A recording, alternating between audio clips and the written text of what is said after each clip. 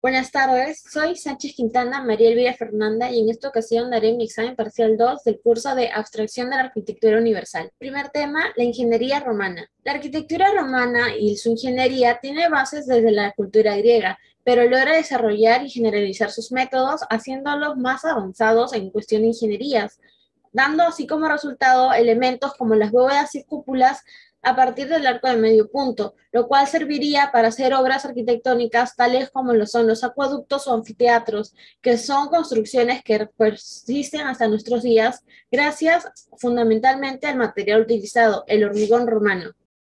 El hormigón romano es una mezcla de arena, piedra, cemento y agua. Dota a las paredes de solidez y grosor, que se logren construir en poco tiempo y que además sean baratos. Asimismo, da una resistencia al agua y hace que posteriormente se cree la puzzolana, que es la cal con la ceniza volcánica. Es así que los romanos logran hacer puentes de mayor envergadura que no crucen solamente arroyos, sino grandes extensiones de agua que serían toda una revolución en su época. La bóveda romana sería uno de los elementos más importantes. Su proceso parte desde la piedra y el mortero. Después se va colocando la cimbra, que es una estructura de madera en la cual se colocan las piedras talladas anteriormente para después fraguar el mortero. Es así que se logran estructuras con gran altura, como lo son el panteón, las termas imperiales y las basílicas. El panteón es el templo de los dioses para los romanos, en donde se notan claramente todos los elementos que tienen, desde la influencia griega que se nota en la entrada por las columnas, hasta después ver cómo se utiliza el arco de medio punto dentro de la cúpula, que es decorada con detalles de la época. Segundo tema, los órdenes.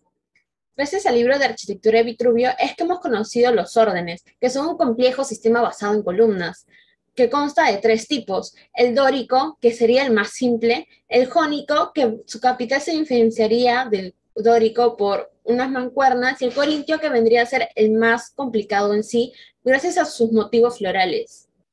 El entablamiento sería la separación que tendría la columna con el tejado, llamado dintel, que empezaría por el arquitrabe, que sería una pieza gruesa y sencilla; el friso, que estaría mucho más detallado con alusiones al dios del templo que sería; y la cornisa, que sería la separación final con el tejado.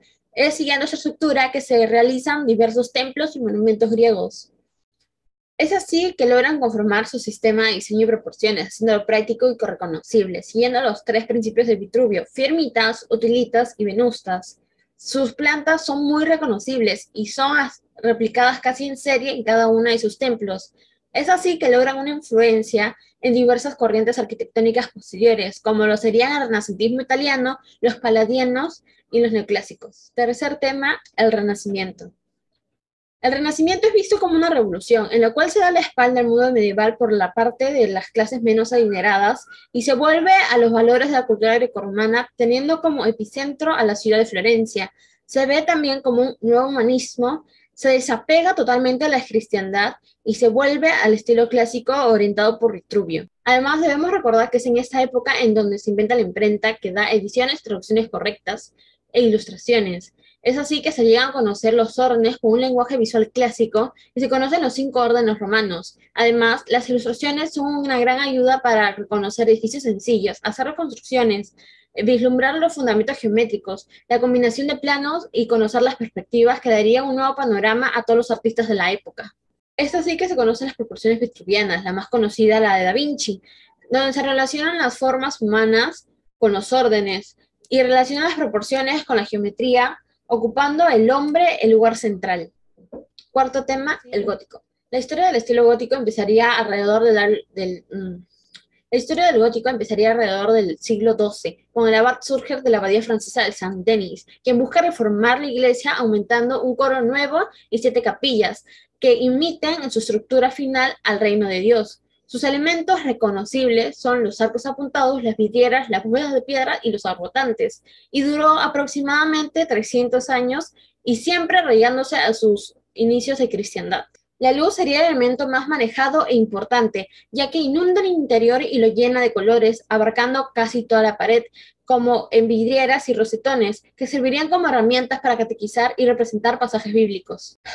Pero este gran manejo no sería sino gracias al esqueleto de piedra, que es todo un armazón exterior que transmite las cargas, empezando por el arco apuntado, que ya transmite las cargas más verticalmente que un arco de medio punto, pero gracias a su material siguen siendo demasiadas. Por ello son ayudadas por los arbotantes, que luego pasarían sus cargas a los contrafuertes, que serían ayudados finalmente por los pináculos, y es así como se sostendría finalmente toda la estructura de las catedrales góticas. Quinto tema, palladianismo. Andrea Palladio destacó por su estilo clásico, austero y original.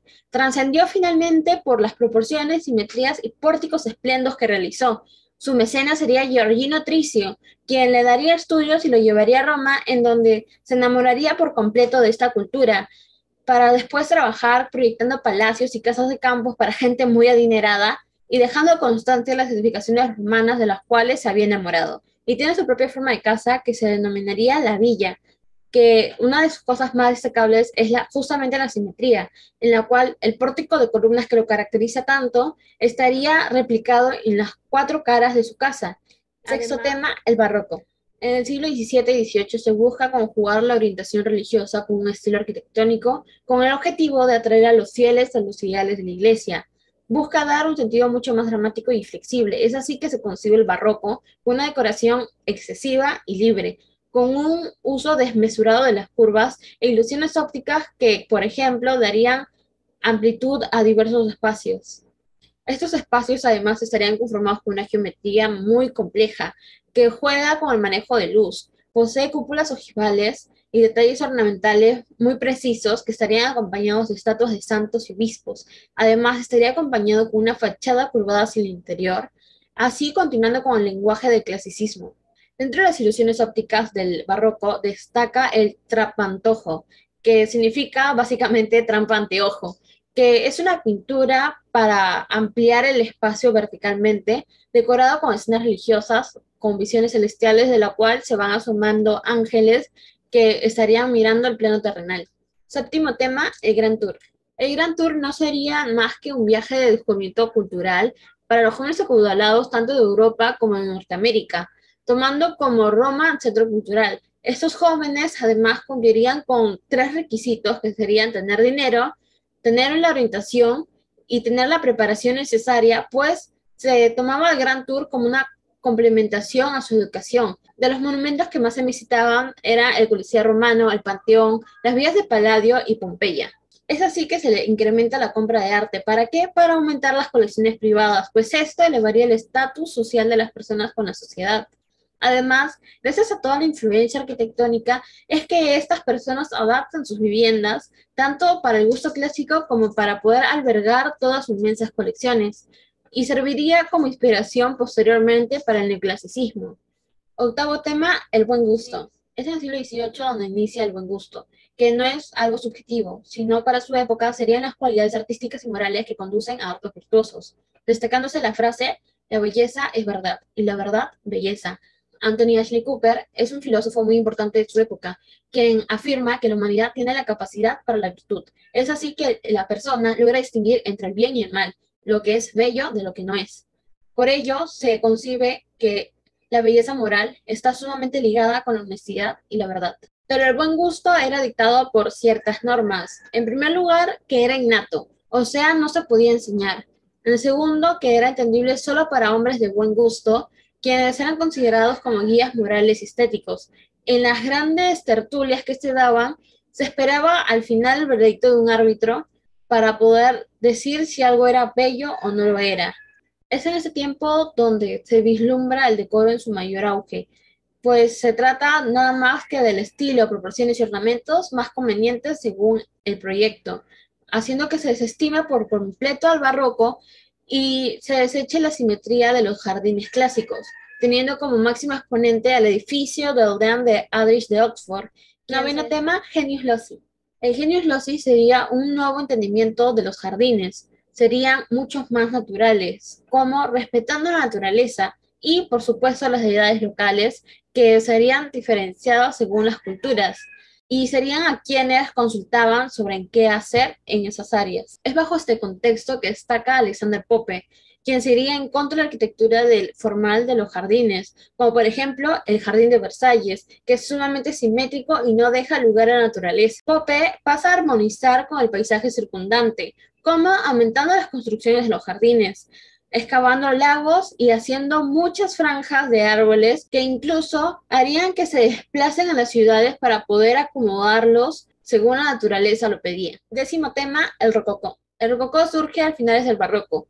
Se diferencia principalmente porque ya no tiene grandiosidades y es mucho más ligero. Tiene motivos naturales como hojas y flores, y además se diferencia porque usa colores pálidos y se exenta de usar el dorado en grandes cantidades. Es principalmente desarrollado en Francia para las mansiones de la clase noble y la realeza. Es gracias a esto que el estuco toma auge. ¿Y qué es el estuco? Yeso a partir de cal, arena y agua. ¿Para qué servía? Para hacer revestimientos y decoraciones. Pues era ideal para los detalles, como por ejemplo putis, que eran esculturas de ángeles y querubines. 11º tema, el neoclasicismo. Es en las últimas décadas del siglo XVIII que se descubre Pompeya y Herculano, lo cual hace que se revalorice la cultura grecorromana. Además, se publica el libro Las Antigüedades de Atenas por James Stuart y Nicholas Rebert, que hace que se conozcan las proporciones y los detalles de los edificios griegos, pues constaba de un compendio completo de dibujos de la ciudad de Atenas. Dentro del neoclasicismo destaca Robert Adam por la remodelación de interiores que daba a mansiones, como por ejemplo el Sion House, con decoraciones de mural romana, inclusive usando columnas encontradas propias de los romanos, motivos griegos como la cenefa griega y la palmeta, y el estilo de arte etrusca. 12º tema, la razón. Es el momento culminante de la ilustración que se concibe con formas puras. Se da una nueva racionalidad con 3 ejes principales: el libre pensamiento, el escepticismo y el pensamiento científico, que estarían ligados al ordenado que eran, a la adaptabilidad que tendrían para diversos proyectos y a la desligación completa de la religión. Teniendo todo esto en cuenta, es que se da el concepto de sublime, que vendría a ser un sobrecogimiento de los fenómenos grandiosos. Es a través de este concepto que se proyectarían diseños que, si bien nunca serían edificados, servirían para un posterior estudio, como por ejemplo el monumento a Newton de Boulle. 13º tema, el Art Nouveau. El Art Nouveau es una reacción en contra de la mezcolanza de estilos, el formalismo y el historicismo histórico, que iría de 1890 a 1905, gracias a la crisis artística de la Secesión de Viena, que se caracterizaba por líneas muy puras. Es así que logran destacar los motivos naturales y curvas sinuosas, que vienen inspiradas por el arte japonés y la obra de Alphonse Mucha, con sus ilustraciones sumamente plagadas de naturaleza. Se dan diferentes variantes locales y entre los que más destaca es, por ejemplo, la boca de metro de Héctor Guimard, que utiliza muchos colores, inclusive usando solo metal, y el tejado de Henry van de Velde, que cambiaría a una forma muy curvilínea. El Art Nouveau busca acentuarse en las ciudades principalmente para poder atraer a personas adineradas, para que gasten dinero en sus ciudades. Y es así que, por ejemplo, se edifican hoteles con este estilo, en el cual no podemos dejar de hablar de Antoni Gaudí, con su obra más importante, La Sagrada Familia, que inclusive sigue aún en construcción debido a su complejidad. Además destaca por la sinuosidad de sus fachadas y las curvas y colores que no solo se quedan en el exterior, sino que también absorben el interior por completo. 14º tema, la ciudad jardín. Es en el año de 1870 donde se empezaría a dar la proyección de viviendas para cualquier persona, conocidas como suburbios jardín. Estas urbanizaciones son sumamente utópicas, pues realmente nunca se lograron a construir tal y como las concibieron. Tienen su origen en el Art and Craft, como por ejemplo la Casa Roja de William Morris, la cual está fabricada esencialmente de ladrillos y rodeada de ruralidad y áreas verdes, que son calles de hileras de casas que están unidas a arboledas, como la colonia de la fábrica de chocolate de Cadbury, que estaría hecho para los trabajadores de esta fábrica, que también contarían con muchas áreas verdes. Estos buscarían acercar la ciudad al campo, que esta ciudad se reconcilie con el campo, según la propuesta de Howard, que buscaba tener un mayor espacio de áreas verdes e instalaciones de vanguardias. Los jardines se pondrían de forma concéntrica, poniendo uno principal en el centro de la urbanización, y después, en forma de aros, se irían colocando las diversas instalaciones públicas, privadas y casas que se necesiten. Esta propuesta es totalmente utópica. Sin embargo, sirvió como influencia para ciudades como la de Lechon, que se fue construida desde 1903, que se concentra principalmente en un jardín rectangular y conserva todas estas áureas verdes que descalaba Howard. Además, tenemos a Walvin Garden City, que es edificada desde 1920, que igual conserva grandes franjas de volumen verde. Soy Sánchez Quintana, María Elvira Fernanda. Muchas gracias por su atención.